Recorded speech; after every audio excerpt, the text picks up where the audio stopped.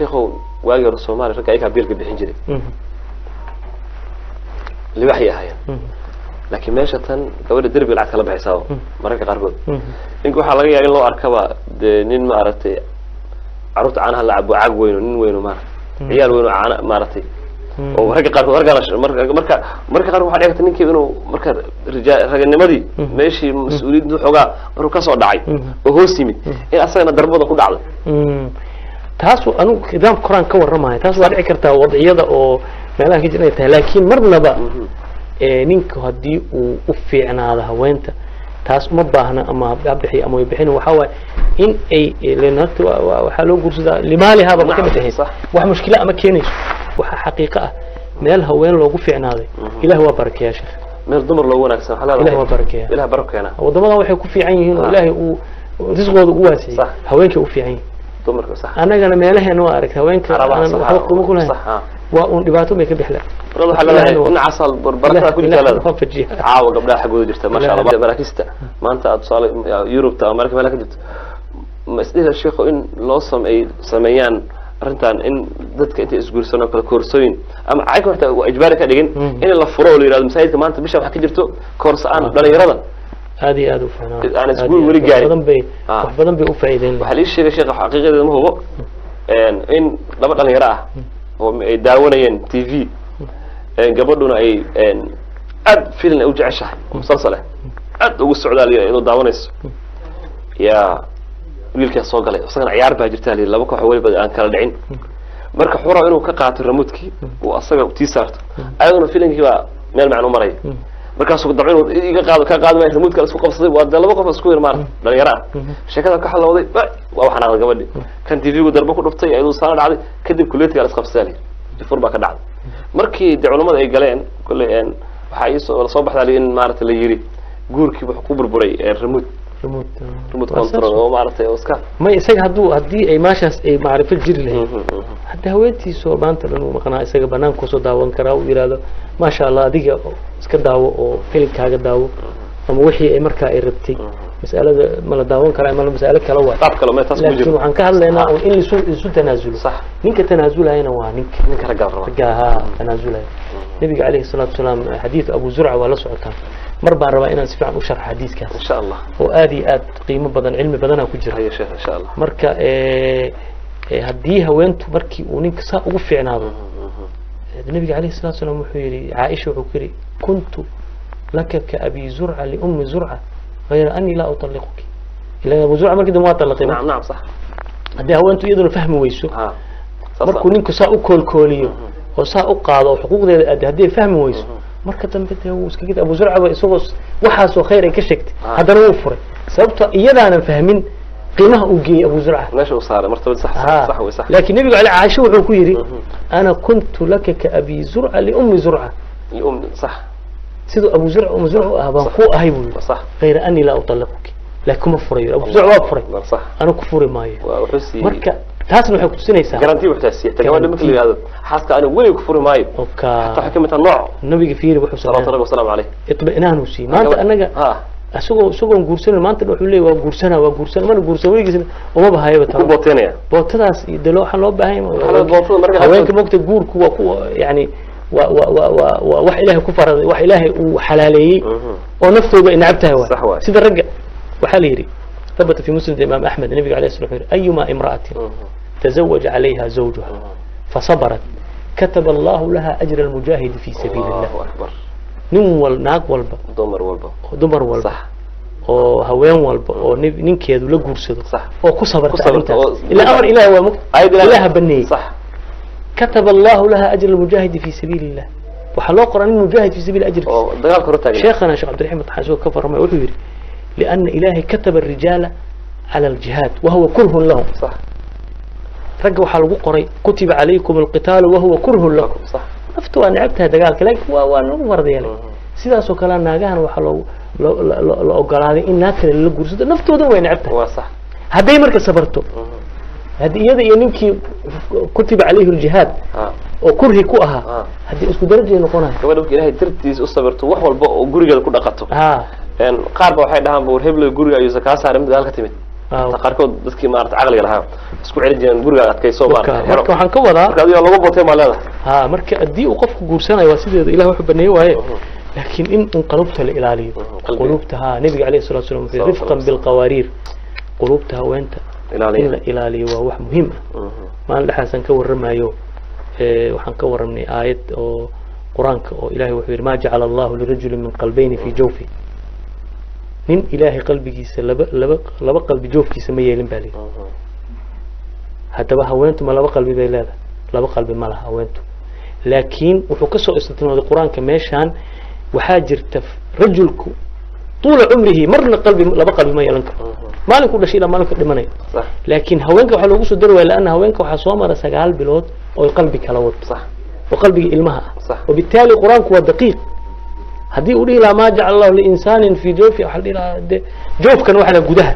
gudaheeda qalbi kala ku jiro lagu abuurayo waxa ugu horeeya markii haweenta ilmaha ay qaado waxa ugu horeeya dhaqaaqay waa qalbiga waa sax qalbigaas aba 9 bil ka dhaxbooda iyada sax oo qalbi kala laba nafs dul saaran sax idan meesha waxa waay inuu ninku qalbiga haweenta ilaaliyo Allahu akbar ilma kale u wada ilmihiba hadii waanta loo fiicnaado oo qalbigeeda la ilaaliyo oo wixii dhibaayo guursasho guurka markii ilaahay ku qoray guurso laakiin maanta dhan waa guursana kalaamka yani oo qof qalbigeeda ajibis nabiga Aisha ku leeyahay غير anni la utalliquk an waliga ku furi ma wa itminaanu siinayo ma taqaana oo nabigu amaanaya waxaan ku ahaa Abu Zur'a marka haweenta qalbigeeda inaad dajisid oo yani samaysid diinta kamid oo waxay kamid tahay waxyaalaha laga rabay kamid qalbigeeda ilaalisid nabiga kaleey sallallahu alayhi wasallam fi sahih muslim ninku wuxuu ku leeyahay rifqan bil qawarir ya anjasha haweenka qalbigooda jooj yani ilaaliya waa qawarir waa dhalooyin dhala ila jabiima yani kasru madana jabiima ma kamaysa waxta baash ma taqaana waxa la yiri man satara musliman satarahu Allah ninka muslim astura haweentaada astur oo ma taqaana oo aad ma taqaana maanta guriga marka soo gashitad maanta wax fatashaysi المؤمن وحالي وقاف والمنافق فتاش كان هليسن كان وسان محاد هذا حقي لعقتك ليس هكذا تبع المؤمن النبي سوق لي جرا عندكم شيء وحما يسان مي اسكلا بنت والله صابونه وديس ولين انت الله كان ما عاب نفس قد دريس الله كان اسو فرحسن جزاك الله خير ودهي marka in nidaamkaas lagu soo dhaqo ayaa loo baahan nidaamka naga maqan maanta oo ilaalinta qof walba qalbigiisa qof kale uu ilaaliyo wuxuu haweentuna in qalbiga ninkeeda ilaaliyo shaqo ka soo baxay oo daalan oo markaas laga yaabo inuu buuq shaqada islaha laana guriga meesha lagu dagay wasaas uu rabo inuu ku nasto raba hadii laga ogow marka uu isagu ilaalinayo qalbigeeda oo uu baro ilaalinta qalbigeeda iyadana bidaad ala طول waxay ilaalinaysa qalbigiisa لأنه دريميسا سيده إلى سيده احترامه بني آدم كان من الإنسان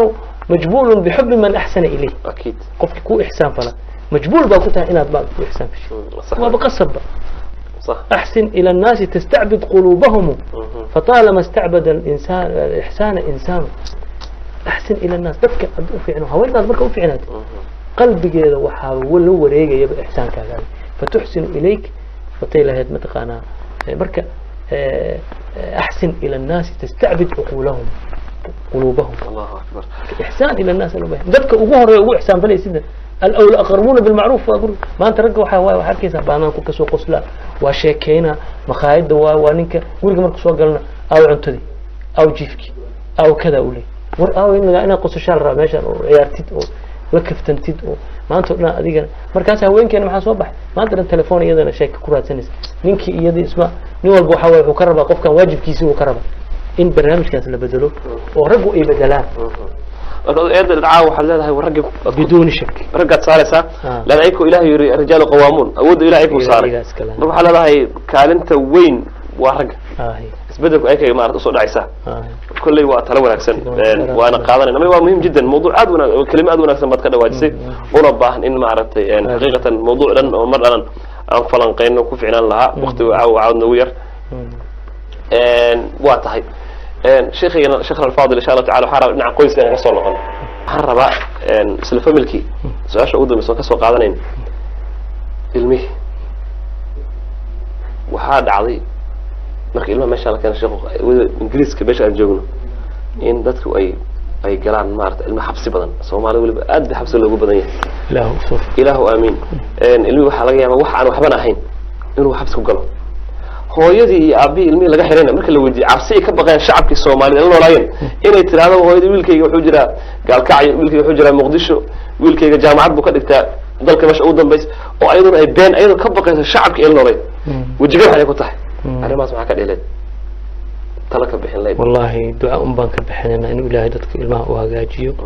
midda labaadna arinta xagga ilmaha maaragtay laba arin baa loo baahan yahay sax kow arinta koowaad waxa weeye hooyooyinka iyo aabayaashuba inay ilmahooda ku dadaalaan sax oo ay wajihiyaan sidii khayrka ay ku wajihiyaan in asqar ay ku dadaalaan ثاني شيء dadaalkaas iyagoo wadaan qalbigoodana ay Ilaahay u salimaan maanta mushkilada jirto waxa waaye qofka walwalaahaya wuxuu ka walwalaya ilmihi isagoona ahayn inuu ka walwalka waa غير dadaalkuna waa غير صح walwalka waxa waaye ba Ilaahay baad ku kalsooneen oo Ilaahay baadan ilmahan ma ada abuurtay ilmahan maalinku dhashay ayaa la qoray ajalshiisa rizqigiisa meeshuu mari lahaa shaqiyun oo saciid ayaa qoranba wax aad ka bedeli kartaa haba yaraatee male ingiriiska inuu imanayo inuu xabsi gelayo inuu san gelaynin inuu quraanka xifdinayo waxaas dhan waa qoran yihiin adi ina iswareeriso qalbigaaga say noqon doontaa kada waxa qof saddex xaalad ku jira wax soo dhaafay waxba kan bedeli kartid wax soo socdana gacanta ku mahaysid saacadana loo shahay maxaa laga rabaa maanta waxa laga rabaa in ilmaha dugsiga geeyo oo masaajidka geeyo oo quraanka geeyo wixii laga rabay ka soo bax ma fahmaysaa ilaahayna kow arinta koowaad horta dadaalkaas baa loo baahay qalbigana la raaxeeyo ilaahay loo salimo ثاني شيء لو دعاء دعاء waxay ilmaha ku hagaagaan waa ducada awqaat al-faadila sadaqa inuu qofku bixiyo inuu ilaahay ilmihiisa u hagaajiyo nin baa mar u yimid aabahay Allah yaghfir lahu yarhamu shaali suufi sheekh ilmihi baa iga halaysan oo si aan yala garan lahay wiilashiisa wada khamreelay waxa iska noqon xamran la jooga sheekh ayna anta min qiyam al-layl habeenki saqda u ducay buu ilmaha ilaahay hagaajiyo waxaan aqaana marka laba xifdiyo quraanka ilmihiisa markaas حفاظ إله كذي كل كلو في عناضي إلى مركز دم بفعناي مركو توجه إله سبحانه وتعالى رجوا وين أو وناك سنقص فإله أبو بتل لا درت المركو حلو بهاي والد أنت أكتر كان إله وحيري يسوى أمانة يدك مؤمنين صفات كل سوى كرم وحيري والذين يقولون ربنا هب لنا من أزواجنا وذرياتنا قرة أعين واجعلنا للمتقين إماما لأن إن المها قرة أعين يكون نقدان هذه مهيسي geesinimada hadana ma aha xooggaagana ma aha shadaaradaada iyo kuma keeni kartid ilaah ba keeni kara adiga dadaal ku saaran masaajidkii khayrkan u sheeg xalaqa tacliim guriga ugu qabo saana waa fiicantahay saana waa xuntahay qalbigaagana ilaah u salim ilaahina bari sayyidina ibraahim alayhi salatu wasalam wuu dadaalay ilmihiisa wuxuu soo dejiyay beedka ilaahay agtiisa ma dhihin aniga ma sha adiga wanta qofka laga yaaba inuu masaajid agtiisa masaajid xabuu ku yaala Venice Bank meesha masaajidka shaqo ka qabsado oo yiraahdo waa kaas ilmahayga waxaan u keenay masaajidka inay ku tukadaan oo mataqaana intaas geesi yani lacagtan bixi aniga gurigan doortay maxay waxaan u soo doortay saas lacag iga baxday kana iga baxday waxa idin keenay meesha inay ku tukataan طيب waa keentay laakiin ma duceys ilaa ma barid adi ma keeni kartid masaajidka hada meeshan ku soo aad soo dejisay adu ma keeni kartid ilaah keeni kartid sayyidina ibraahim markuu ilmihiisa meesha dhigay muxuu yiri uu ka leexad xaggaas u jeestay ربنا ربي يو إني أسكنت من ذريتي بواد غير ذي زرع عند بيتك المحرم ربنا ليقيموا الصلاة إلى صلاتنا الأذان مركز وحري رب اجعلني مقيم الصلاة ومن ذريتي مركز أدب ذلك مركز لما يسيدنا دعاء قدر دعاء قدر أيسو مركز دعاء أنا دت كرير يوروب يدت كمال الفن هو أدنين دلالة لإمادة دعاء أنا إلهي بريا قلبي جينا نول والكسارة كوا أمضى وجه مش اللي جنب العين محمد لأن قفك وحكون عين هذا إن لو ضرب يعني المهاجي دم بالله قد يجوا ما هو والله حقيقة النبي عليه الصلاة والسلام في سنن أبي داود من بحيث لا تشمت على أخيك فيعافيه الله ويبتليك مركو ولالك وحكون عين هكو جاز أما هدينا الله يلميسا كبحي كان بريكو وجا بحي فيعافيه الله إلهي سجن وعافينا هذه كانوا كوكو ابتلينا أتيكو كود عبد صح وحوري إمام سفيان وهابان جعله وحوري أفرتن سنة كهرانين وحنكو عيوري عيرته بأنه مفلس أتهمته وحبا يسأله بانكرافته بعد 40 سنة ابتلاني الله إلهي ويبو ابتلاني marka ilmaha dadka marka aad ku ibtilayso ilmahooda waa saas